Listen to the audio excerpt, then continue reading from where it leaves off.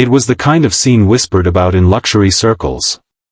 A sprawling white mansion stood on the edge of the city, its tall glass windows reflecting the golden morning sun, but behind those windows, chaos brewed. Every nanny who had stepped into that house had left within days, some in tears, others vowing never to return. The millionaire's twin boys, just 6 years old, had been labeled unmanageable by every childcare agency in town. Their father, Adrian Kingsley, a powerful business magnate, had all the wealth in the world but no peace inside his home. The boys had lost their mother when they were barely toddlers, and with each new nanny, they tested limits, pushed boundaries, and made sure no one could replace the love they'd lost. That morning, yet another nanny stormed out of the front door, muttering that she had seen enough. Adrian stood there, frustrated and exhausted, wondering how two small children could create such a storm that no adult could handle. If you believe in kindness, second chances, and the power of understanding even the most broken hearts, then take a moment right now to like this video, share it with someone who needs hope, and subscribe to Kindness Corner for more inspiring stories that show how compassion can change everything. That same afternoon, a woman named Mariah stepped up to the mansion's towering gates. She wasn't a professional nanny. She was a maid, applying for a housekeeping job. Her uniform was simple, her eyes a little tired, and her hands carried the quiet strength of someone who had worked hard all her life. The agency had sent her because, frankly, no one else was willing to take the job. When she entered the house, she noticed more than just the luxury, she noticed the silence, unnatural in a home with two young boys. She saw Adrian in his immaculate suit, explaining in a clipped tone that her job was to clean, not to interfere. But Mariah's eyes wandered to the staircase, where two little faces peeked out, their eyes full of suspicion. From the first moment, the twins tested her. They knocked over vases, poured juice on the freshly mopped floor, and hid her cleaning supplies. Most would have scolded them, but Mariah didn't. She saw the mischief for what it was, a cry for attention, a test to see if she too would leave like everyone else. At night, she heard them talking to each other in whispers, their voices small and uncertain, asking if she would leave tomorrow. That was the moment something shifted inside her. She decided she wouldn't just clean the house, she would try to reach the hearts hiding behind all that defiance. Days turned into weeks.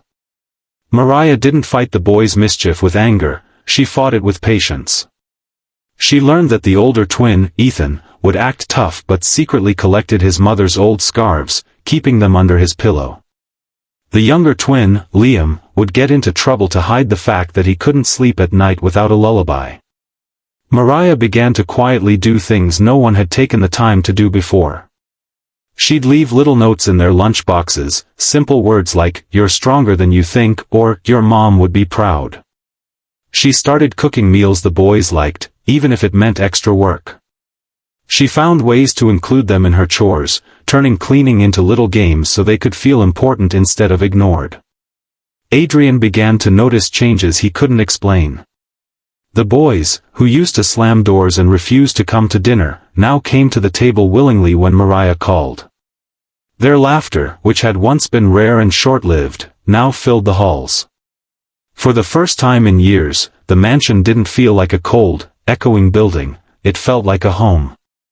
But Adrian still didn't fully understand how Mariah was managing what no professional nanny could.